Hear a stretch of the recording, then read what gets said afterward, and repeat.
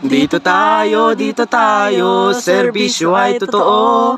574, balitang asintado. DZRA, Radyo Uno.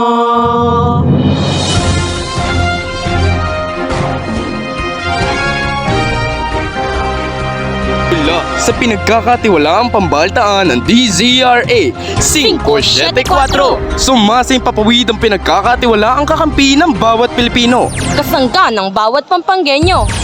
Ito ang Radyo Asintado. Sa ulo ng mga nagbabagang balita, Representative Tulfo humingi ng public apology sa pagdaan sa EDSA busway. 84 anyos na babae pinatay at ginahasa. Timog Taiwan, yinanig ng magnitude 6 na lindol.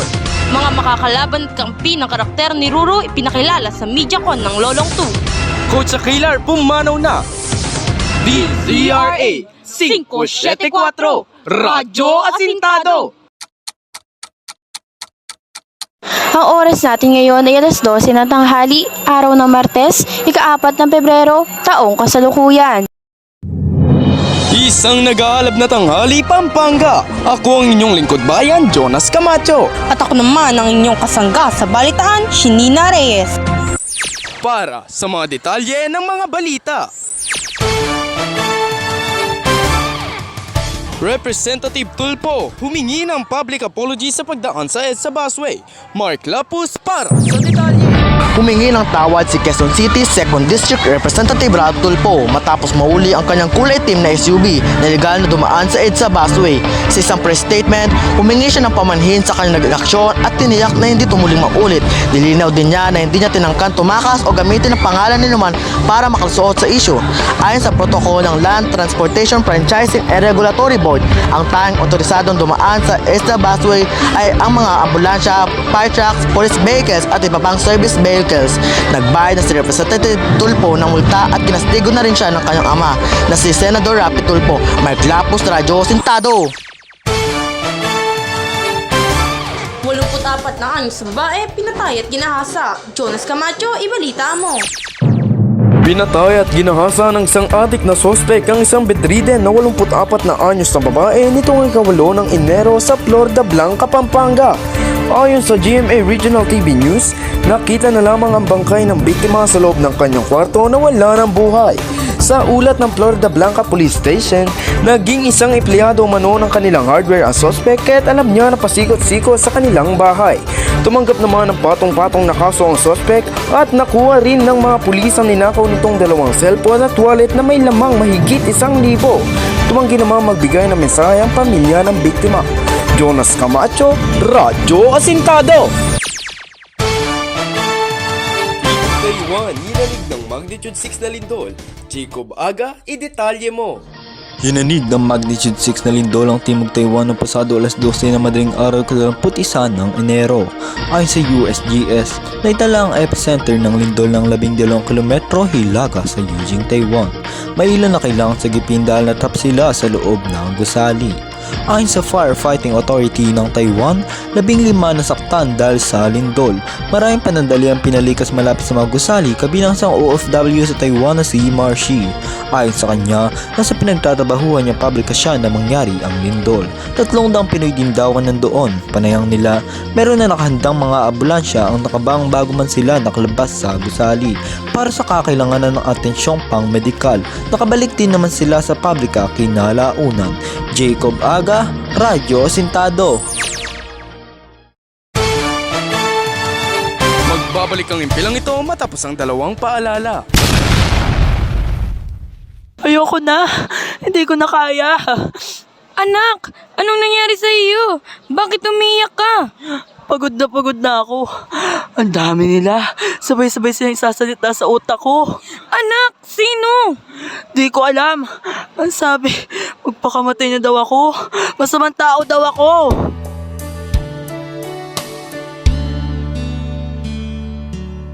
Kaya mo yang makayanan,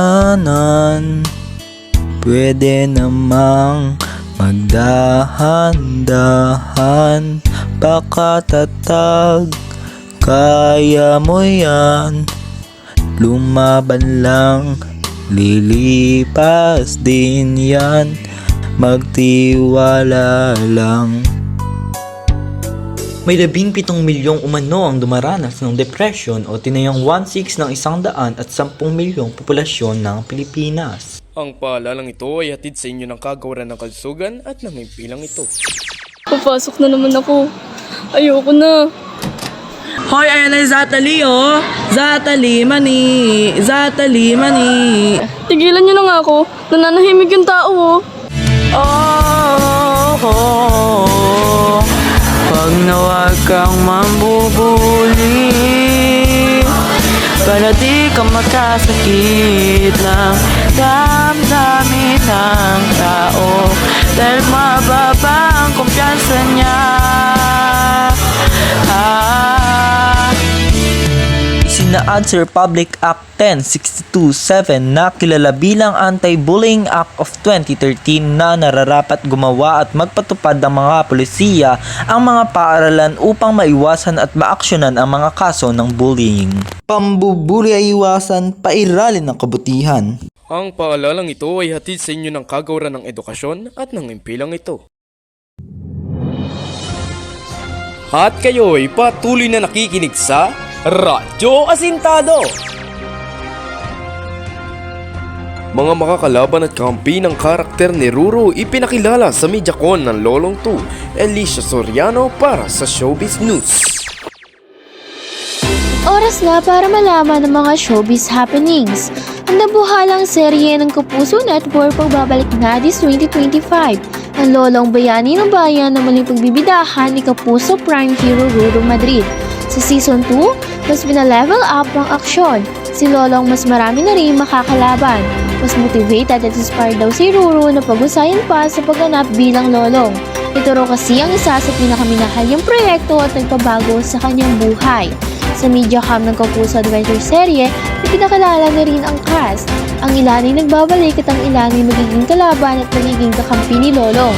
Kabilang na sina Jean Garcia, Paul Salas, Rocco Nacino, Nicky Valdez, Nicoy Morales, Leia Pineda at marami pang iba. Siyempre, nariyan din ang kaibigan at isangga ni Lolong, ang buhayang si Dakila.